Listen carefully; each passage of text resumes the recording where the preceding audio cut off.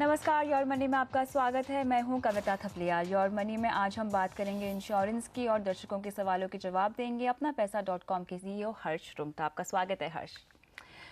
शुरुआत करते हैं सवाल जवाब के सिलसिले के साथ और न्यू दिल्ली से योगेश सैनी हमारे साथ फोन लाइन पर जुड़े हुए हैं। नमस्कार योगेश, अपना सवाल पूछें। नमस्कार, मेरे पास भारतीय एक्सा का एक यूलिप प्लान है जी, जिसका मेरे को सम अश्योर्ड है 3,60,000 रुपए। हाँ हाँ और ये पिछले 6 साल से ये मेरे पास पॉलिसी है 2008 से। हाँ।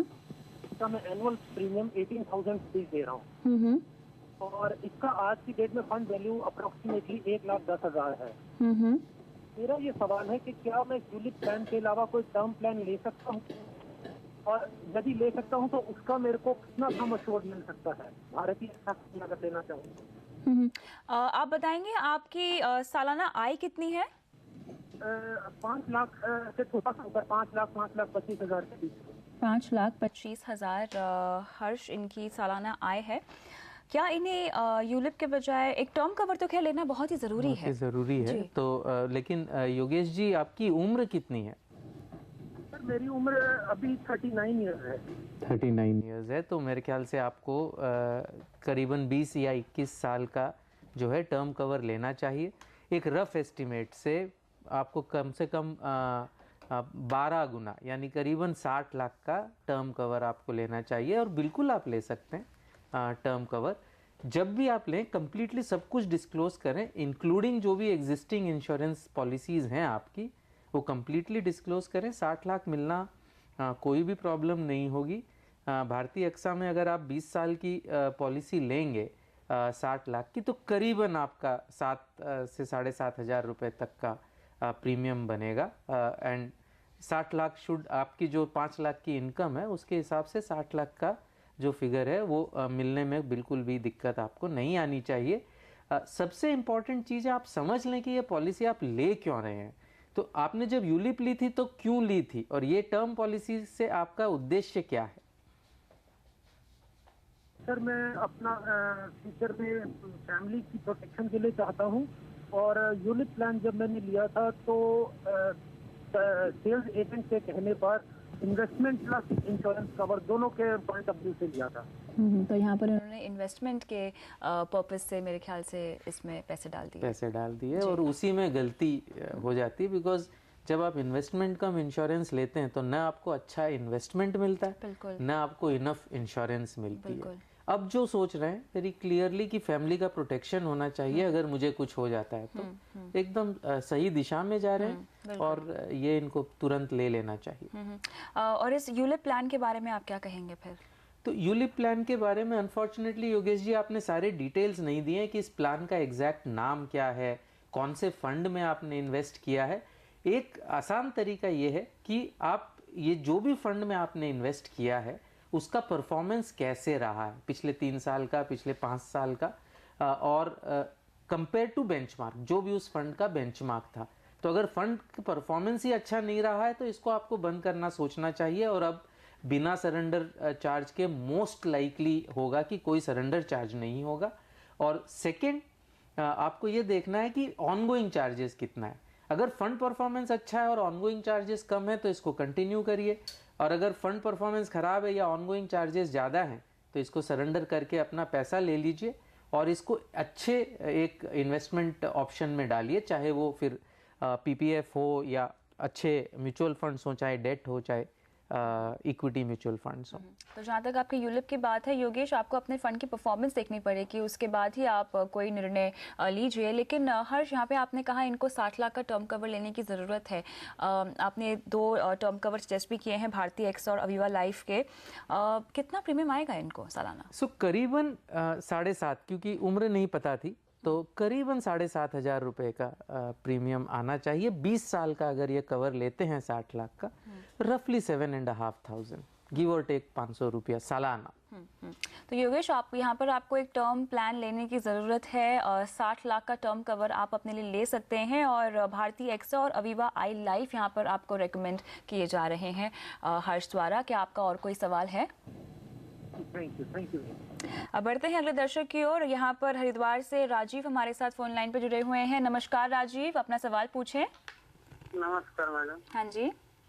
मैडम मैं अपने बच्चों के लिए और अपने लिए और वाइफ के लिए मैंने ईमेल किया था। उसमें पॉलिसी मैंने मेंशन कर रखा है, तो मैं इसके बारे में थोड़ा जानना चाहता हूँ, या उससे कोई बेहतर कोई पॉलिसी है तो थोड़ा बताने का वो करें। ज़रूर। तो हर्ष अपनी बेटी और बेटे के लिए LIC कोमल जीवन और जीवन सरल लेने की सोच रहे हैं और अपनी पत्नी के लिए जीवन आनंद पॉलिसी क्या लेना ठीक होगा ये जानना चाहते हैं। तो सबसे पहले तो इनके बच्चों के बारे में आप क्या पॉलिसी रेकमेंड करेंगे? क्या इनका सोचना ठीक है, इनको लेनी चाहिए पॉलिसी? तो आई थिंक दो चीज़ें, एक तो आप बच्चे यंग हैं और अभी से सोच रहे हैं, वो बहुत एक सही चीज़ है। बिल्कुल। तो जितना जल्दी आप सोचेंगे उतना कम पैसा आपको इन्वेस्ट करना होगा।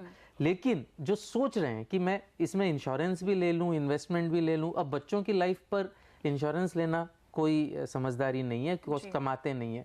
इवन वाइफ अगर कमाती नहीं है तो उनकी लाइफ पर इंश्योरेंस लेने से कोई भी फायदा नहीं है। खुद का इंश्योरेंस इनफ होना चाहिए अगर वो कमाते हैं तो। और वो टिपिकली कोई भी ट्रेडिशनल प्लान में, चाहे वो जीवन आनंद हो, जीवन सरल हो, या उन्होंने कहा कोमल जीवन हो, ये तीनों ही ट्रेडिशनल प्लान्स है। Money back slash traditional plans हो और कोई कंपनी के प्लान्स हो, ट्रेडिशनल प्लान में इन्वेस्टमेंट रिटर्न 5.5-6% मिलता है।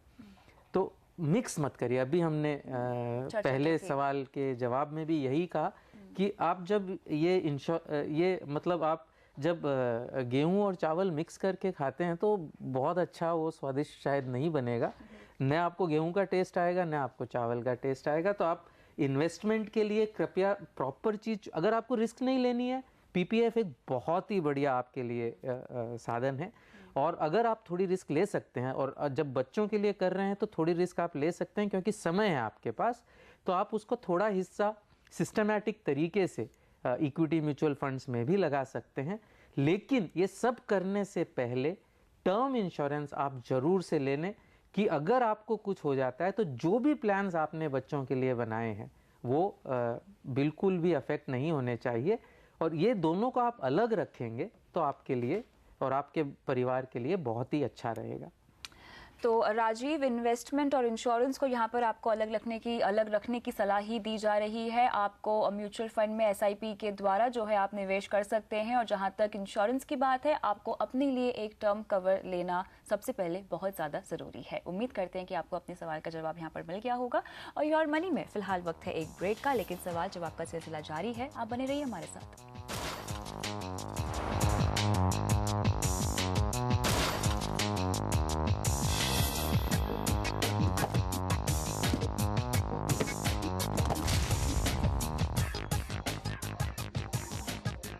योर मनी में आज हमारा फोकस है इंश्योरेंस पर और सवालों के जवाब दे रहे हैं हर्ष रुंगटा। बढ़ते हैं अगले दर्शक की ओर। यहाँ पर मिलिंद हमारे साथ फोन लाइन पे जुड़े हुए हैं। मिलिंद नमस्कार, अपना सवाल पूछिए। नमस्कार। हाँ जी। मुझे पेंशन प्लान के बारे में पूछना था। रिलायंस लाइफ इंश्योरेंस के बारे में मुझे जानकारी चाहिए था। ये करीब मुझे 80,000 रुपए 5 साल भरा तो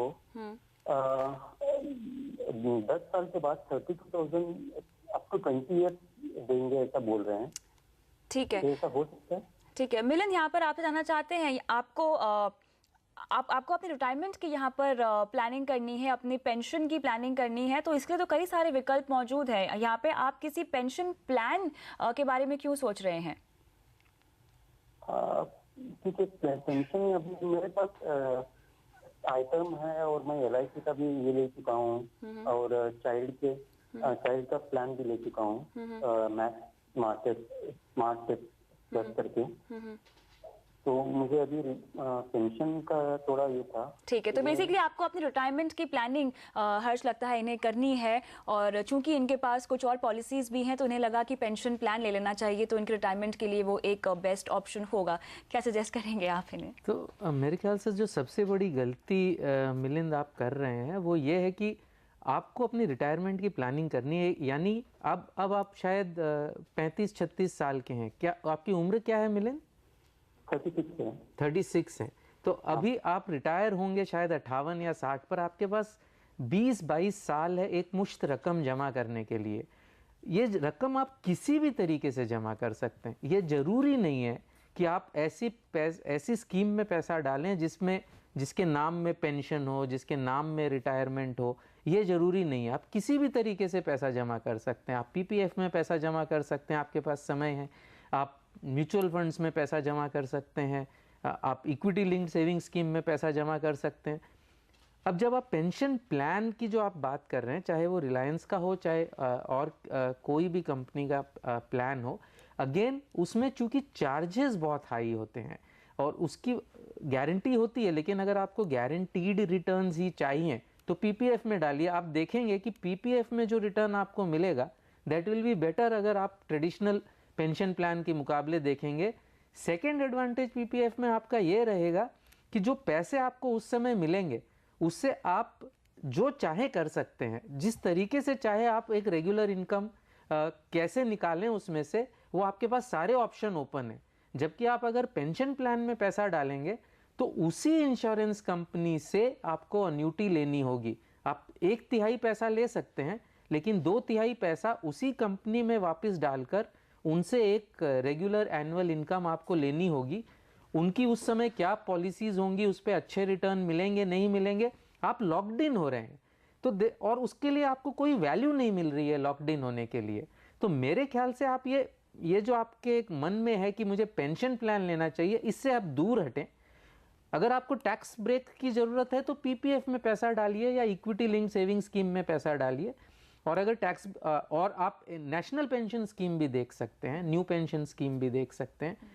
लेकिन अगर टैक्स ब्रेक्स की आपकी ज़रूरत नहीं है तो आप किसी भी चीज़ में पैसा डाल सकते हैं। आप रेगुलर इक्विटी फंड्स में भी पैसा डाल सकते हैं, पार्टली पीपीएफ में डाल सकते हैं, थोड़ा सा आप गोल्ड फंड में 5 या 10% भी डाल सकते हैं, ताकि उससे आप एक मुश्त रकम जमा करके जब आपको रिटायरमेंट की इनकम की ज़रूरत हो उस समय आप उसका इस्तेमाल कर सकते हैं। तो यहाँ पर मिलिंद, आपको जैसे कि हर्ष ने भी समझाया, एक रिटायरमेंट पोर्टफोलियो बनाने की ज़रूरत है। तो यहाँ पर ज़रूरी नहीं कि आप कोई पेंशन प्लान ले, आप पीपीएफ में पैसे डाल सकते हैं, एनपीएस में डाल सकते हैं, म्यूचुअल फंड के जरिए एसआईपी भी कर सकते हैं। ढेरों ऑप्शन है आपके पास।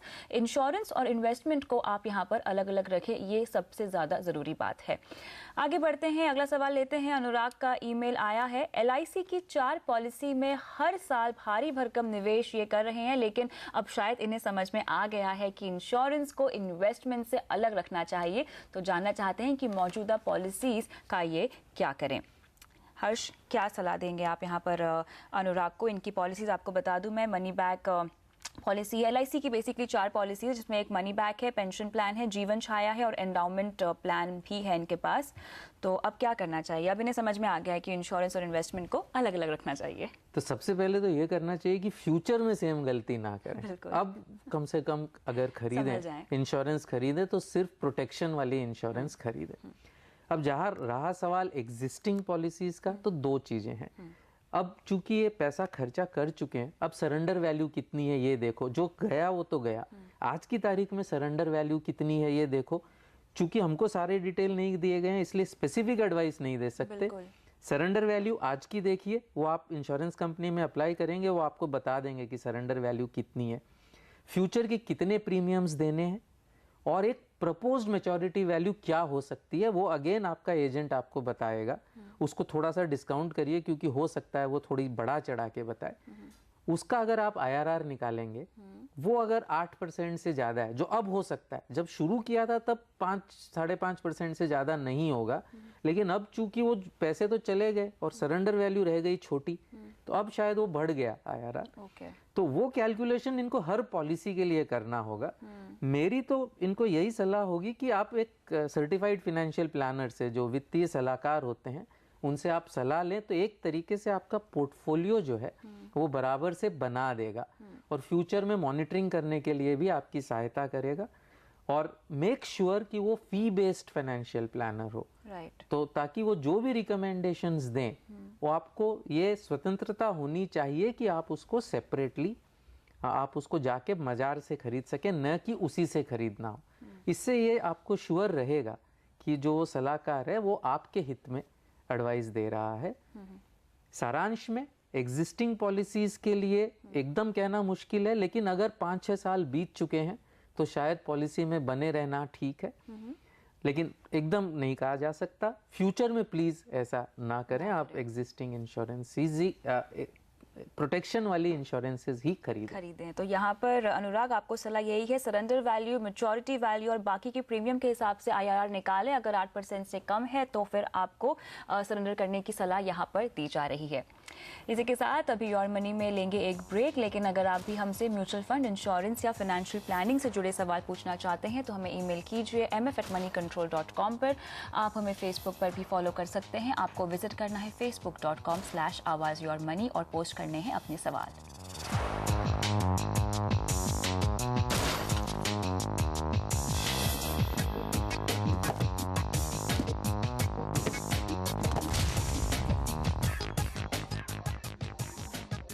योर मनी में आज हमारा फोकस है इंश्योरेंस पर और सवालों के जवाब दे रहे हैं हर्ष रुंगटा।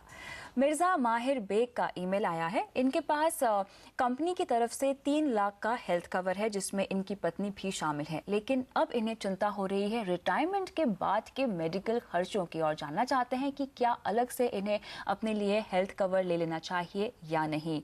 तो हर्ष, सबसे पहली बात तो अच्छा हुआ इन्होंने सोचा इस बारे में। जाहिर तौर पे इन्हें अपने लिए एक अलग से हेल्थ कवर ले ही लेना चाहिए। हाँ बिल्कुल, तो एक चीज़ सोच ली इन्होंने जो बहुत ही अच्छा किया। एक चीज़ और नहीं सोची, वो ये कि ये अज्यूम कर रहे हैं कि जब तक मैं रिटायर होऊंगा तब तक मैं इसी कंपनी में रहूंगा। हाँ। जरूरी नहीं है, अगर ये कंपनी चेंज करें उस कंपनी में हेल्थ इंश्योरेंस ना हो पॉसिबल।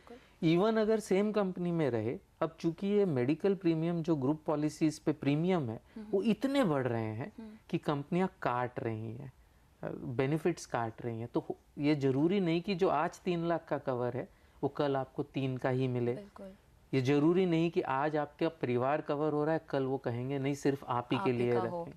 तो मेरे ख्याल से अपना खुद का कवर होना बहुत ज़्यादा जरूरी है। तो इन्होंने सोच लिया है, इनको बिल्कुल लेना चाहिए अपना खुद का कवर। और ये खुद के कवर लेने में इनकी मोबिलिटी भी बढ़ जाती है, जॉब मोबिलिटी भी। अब ये जब जॉब चेंज करेंगे तब ये नहीं देखेंगे कि मेरा एग्जिस्टिंग एम्प्लॉयर है, वो नया एम्प्लॉयर है, उसके पास मेडिकल पॉलिसी है कि नहीं है। तो बहुत इनके लिए जो है अच्छा रहेगा। एंड ऑब्वियस बात है कि रिटायरमेंट के बाद इनको काफ़ी बेनिफिट मिलेगा, क्योंकि रिटायरमेंट के बाद एम्प्लॉयर की पॉलिसी बहुत कम कंपनीज में कंटिन्यू होती है। अच्छा। सो ऑब्वियसली उनकी कंपनी वैसी नहीं है जिसमें रिटायरमेंट के बाद भी पॉलिसी कंटिन्यू हो रही है। तो पॉलिसी इन्हें बिल्कुल अपनी अलग से पॉलिसी ले लेनी चाहिए, उसमें अपना ट्रैक रिकॉर्ड बनाए। हाँ। अगर कोई क्लेम आता है तो ग्रुप पॉलिसी यूज करें। अब चॉइस है उनके पास कि ही कैन चूज कि मुझे कौन सी पॉलिसी पे क्लेम लेना है। लेकिन अगर क्लेम आता है तो उस पे कर लें ताकि इसका ट्रैक रिकॉर्ड आपका अच्छा रहे, इस पे कोई लोडिंग ना हो, आपको नो क्लेम बोनसेस मिलते रहें। और फ्यूचर में जब आपके पास ये पॉलिसी नहीं रहेगी तब इस पॉलिसी का आप इस्तेमाल कर सकते हैं। तो यहाँ पर तो एम्प्लॉयर की तरफ से जो इनको पॉलिसी है जो इनके पास है उसमें इनकी वाइफ कवर्ड है। अब जो ये अपने लिए हेल्थ कवर ले रहे हैं तो क्या वो इंडिविजुअल लेना चाहिए या फैमिली फ्लोटर लेना चाहिए, उस तरह कैसे आप गाइड करेंगे इन्हें? सो एटलीस्ट एट अपना पैसा हम हमेशा इंडिविजुअल के फेवर में रहें। अगर बजट कंस्ट्रेंट बहुत ज़्यादा नहीं है, अगर आपके पास अमाउंट है तो क्या होता है कि आप अगर 5 लाख का एक फैमिली फ्लोटर लें या 3 लाख का फैमिली फ्लोटर लें वर्सेस दोनों के लिए से 3-3 लाख की इंडिविजुअल लें वर्सेस 3 लाख का फैमिली फ्लोटर लें, आप देखेंगे कि ओवरऑल कवर आपका 6 हो गया, 3 + 3 वर्सेस अगर फैमिली फ्लोटर 3 का लें, आपका कॉस्ट जो बढ़ता है, ऑब्वियसली 2 इंडिविजुअल पॉलिसीज लेंगे कॉस्ट बढ़ जाएगा, cost will go up by 40% but cover goes up by 100%। Plus जैसे जैसे इन्फ्लेशन बढ़ेगा फ्यूचर में आपकी कवरेज अच्छी रहेगी। एक आदमी के क्लेम से दूसरे आदमी का नो क्लेम बोनस इफेक्ट नहीं होगा। तो अफोर्ड कर सकें तो इंडिविजुअल लें, नहीं कर सकें तो फैमिली फ्लोटर लें। चलिए, तो यहाँ पर आपको सलाह यही दी जा रही है मिर्जा जी, जल्द से जल्द अपने लिए एक हेल्थ कवर आपको ले लेना चाहिए। बहुत बहुत शुक्रिया हर्ष इसी के साथ तमाम दर्शकों के सवालों के जवाब देने का। और योर मनी में फिलहाल इतना ही, लेकिन आप बने रहिए CNBC आवाज़ के साथ। नमस्कार।